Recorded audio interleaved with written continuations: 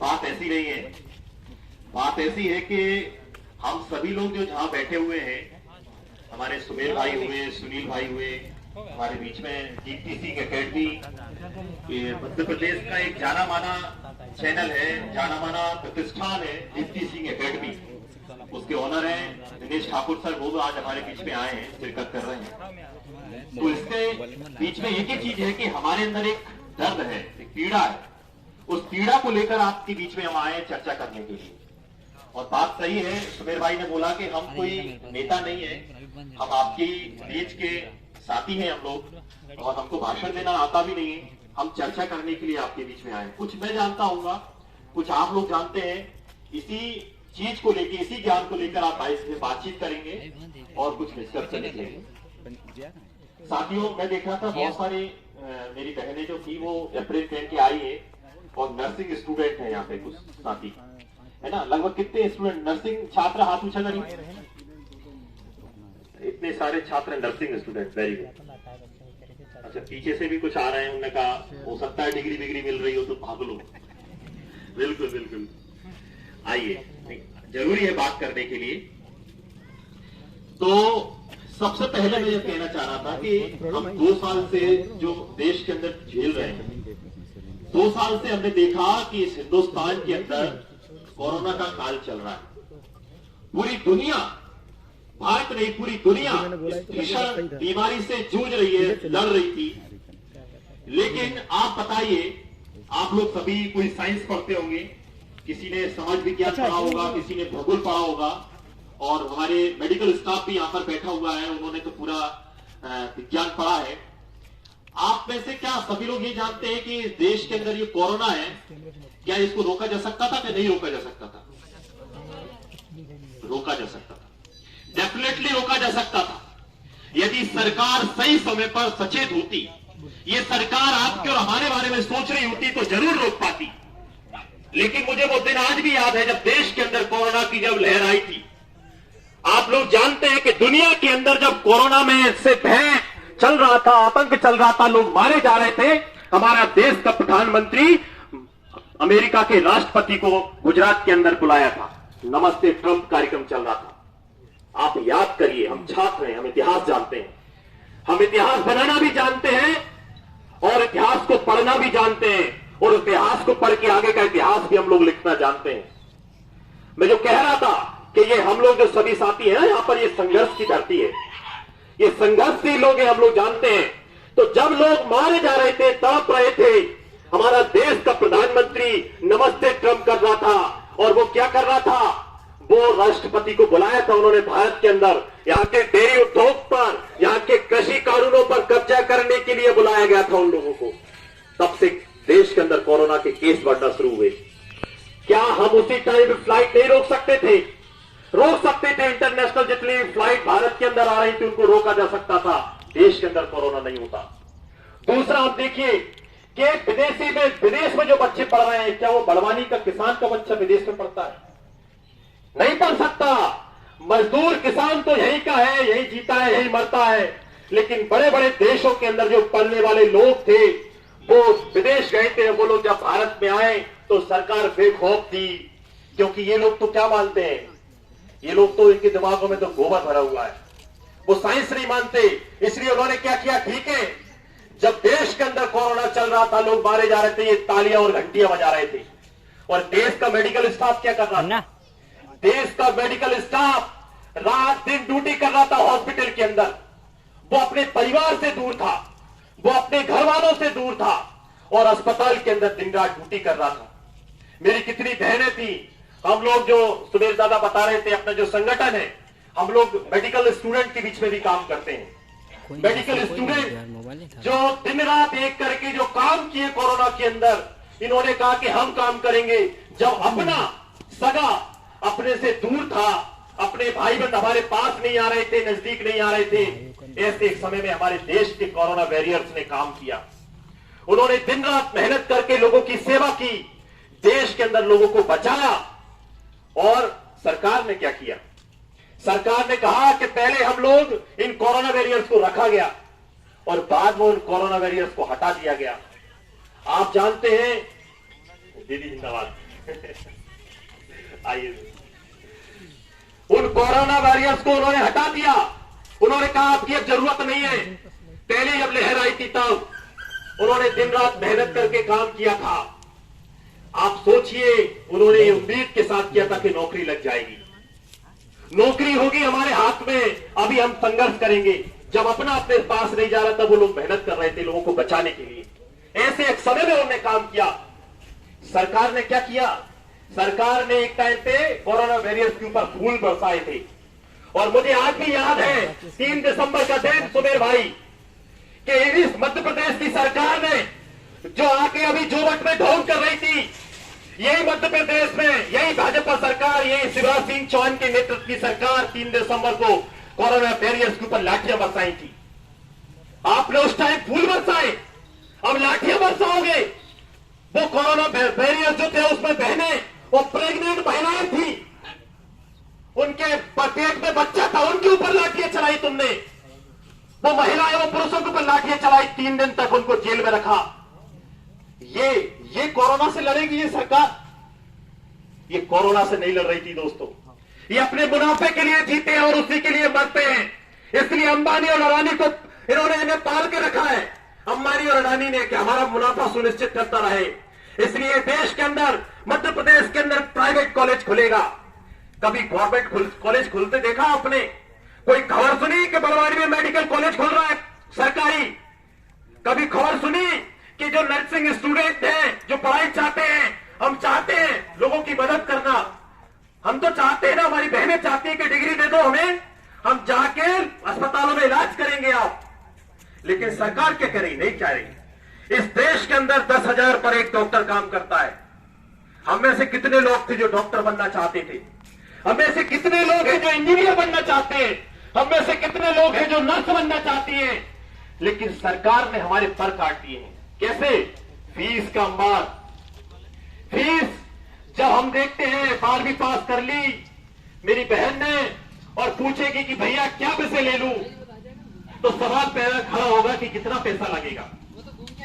वो सवाल पहले ही खड़ा होता है कि पैसा कितना लगेगा। बोलेंगे कि मुझे एमबीबीएस करना है तो लगभग 10 से 20 लाख रुपए होना चाहिए। उसने कहा नहीं ठीक है नर्सिंग कर ले, 4 लाख जेब में होना चाहिए। फसल नहीं आई बेटी, ठीक है इस बार तू नर्सिंग मत कर, तू है ना बीए में एडमिशन ले ले। यही होता है आज इस हिंदुस्तान के अंदर। प्रतिभा देख के कोई काम नहीं होता है, जेब में पैसा कितना इसके आधार पर तय होता है। ये देश के अंदर शिक्षा का व्यापार बना दिया इन्होंने। क्या शिक्षा बिकाऊ माल है? आप तो लोगों से पूछता हूं मैं। नहीं। जैसे मान लीजिए आपने आपके घर में मक्का लगा रखी है, तो आप जाएंगे मक्का बेचेंगे। आपकी चीज आपने घर में पैदा करी थी मक्का, आपकी मर्जी है। मुझे नहीं बेचना 15 रुपए में, मैं 20 में बेचूंगा। नहीं बेचना मुझे। किसी दुकान पे जाके शक्कर खरीदते हैं, 40 रुपए किलो शक्कर दे रहा है बनिया, आपको लेना पड़ेगा, वो उसके है। लेकिन आप मुझे बताइए, ये शक्कर, ये गेहूं, ये चना, ये सारी चीज तो एक फैक्ट्री में बनती है। शिक्षा किस फैक्ट्री में बनी और कौन उसका मालिक है? बता सकते हो आप लोग? आप लोग जो फिजिक्स का पूरा किताब पढ़ते, इतनी मोटी फिजिक्स की किताब, उस फिजिक्स की इतनी मोटी किताब में कितने साइंटिस्टों ने अपना योगदान दिया होगा आप जानते हैं? आइंस्टाइन ने पूरा जीवन इस देश, पूरा जीवन अपने एक ज्ञान साधना में लगा दिया। जीवन की आखिरी इच्छा, आखिरी सांस वो फिजिक्स बनाने में लगा दिया उन्होंने। और आज हम जो पढ़ रहे हैं ना, जो मल्टियां बन रही है, ये बड़ी बड़ी इमारतें बन रही हैं, वो 3 डायमेंशन से बनती है। जो फिजिक्स पढ़ते हैं वो लोग जानते होंगे, यहाँ पे 4 डायमेंशन से बनती है। आप बताइए, उस दिन वो कहते हैं कि नहीं मुझे तो प्रॉफिट मिलेगा तो पढ़ूंगा, नहीं तो नहीं करूंगा। हमारी हिंदी की किताब में कितने सारे कवि, कितने सारे साहित्यकार, इतिहास की किताब में कितनी सारी घटनाएं दर्ज हैं। ये सारा का सारा ज्ञान जो किताबों में हमको मिला है, वो एक पीढ़ी का ज्ञान दूसरी पीढ़ी को डाइवर्ट हुआ। एक पीढ़ी ने अपना कॉन्ट्रीब्यूशन दूसरी पीढ़ी को दे दिया। इसमें पैसे कमाने का कोई काम नहीं था। कोई कह नहीं सकता कि ये शिक्षा मैंने बनाई है, ये एजुकेशन मेरी है, कोई कह सकता है? ये कह नहीं सकता था। इसलिए जब देश आजाद हुआ तो देश आजाद होने के बाद ये बात तय हुई थी कि शिक्षा सबको निःशुल्क मिलेगी। इस देश के अंदर गांधी जी को हम लोग सब जानते हैं। गांधी जी ने कहा था कि सूर्य की प्रकाश जिस तरीके से घर में बराबर मिलता है, उसी तरीके से बिना भेदभाव के शिक्षा सबको मिलना चाहिए। पर क्या शिक्षा सब तक पहुंच रही है? शिक्षा सब तक नहीं पहुंच रही है। जिसके हाथ में पैसा है वो आज से ऊंचे डिग्री लेकर पढ़ रहा है, जिसके साथ में शिक्षा पैसे नहीं है वो नहीं पढ़ पा रहा है। यही हकीकत है, यही हो रहा है। निजीकरण बंद करो, बंद करो, बंद करो, शिक्षा का निजीकरण बंद करो, बंद करो, बंद करो। तो यही हो रहा है देश के अंदर कि जिसके पास में पैसा है वो पढ़ेगा, जिसके पास में पैसा नहीं है वो नहीं पढ़ेगा। तो क्या ये सही है? मेरे घर से अगर कोई मेरी चीज उठा ले जाए तो क्या मैं चुप बैठूंगा? तो आपके घर से आपकी शिक्षा उठा ली, आप चुप क्यों बैठेंगे?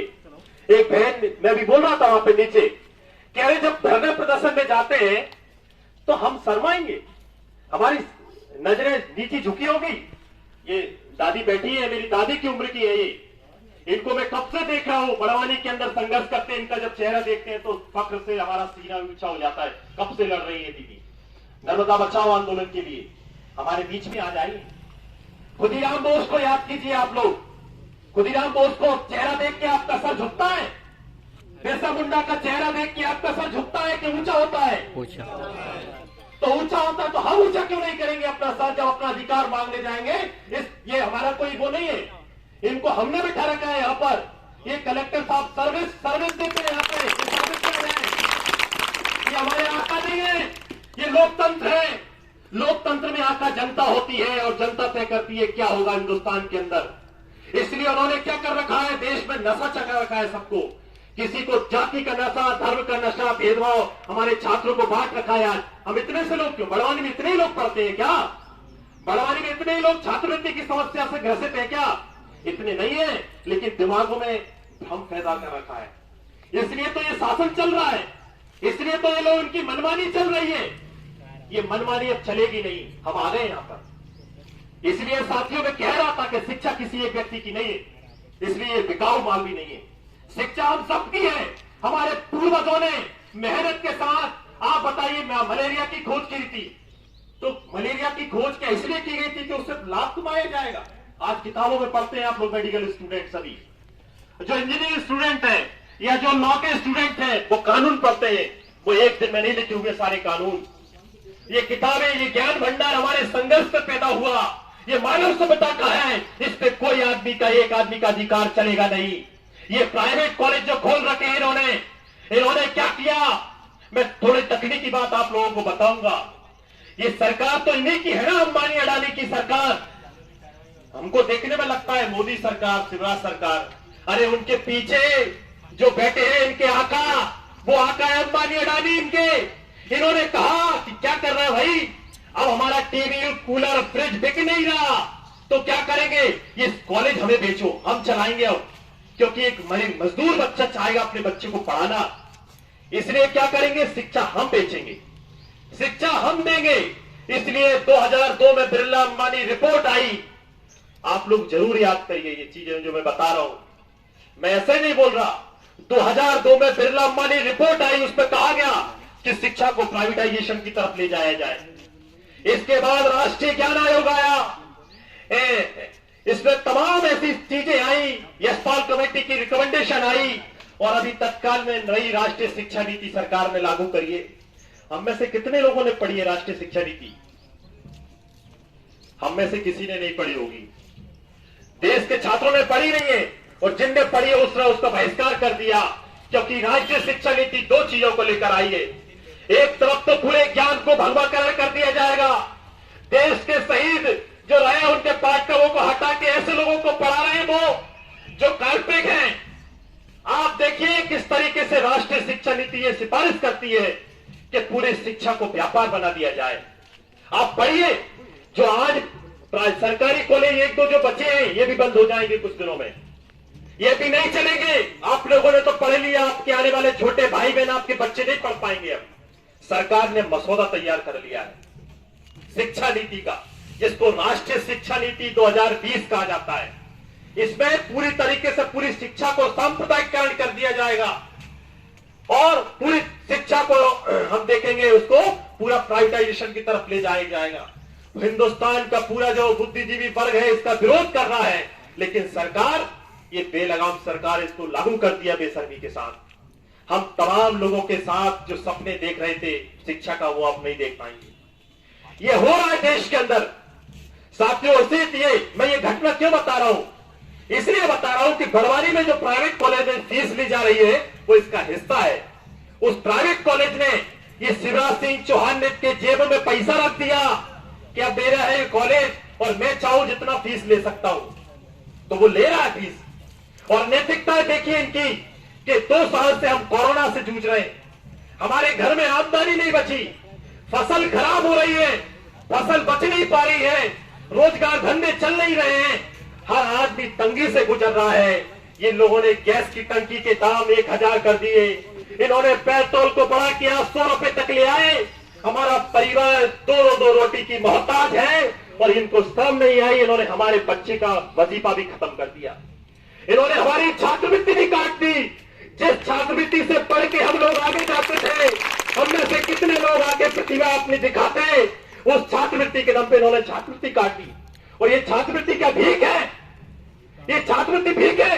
ये भीख नहीं है दोस्तों। अरे जब हम लोग गाड़ी चलाते हैं तो पेट्रोल भरवाते हैं, उसका टैक्स देते हैं, ये मोबाइल चलाते हैं उसका टैक्स देते हैं, सांस लेने का भी टैक्स हिंदुस्तान में लिया जाता है, हम सब टैक्स देते हैं, उस टैक्स का सारा पैसा इनके जेब में इकट्ठा होता है, उससे शिक्षा चलाई जाती थी, उससे हमारे छात्रों को छात्रवृत्ति दी जाती थी। लेकिन सरकार ने ये नहीं किया, आपका पैसा इकट्ठा करके अंबानी की जेब में भर रहे हैं लोग। इसलिए छात्रवृत्ति कटौती हो गई, आवास योजना नहीं मिलेगी।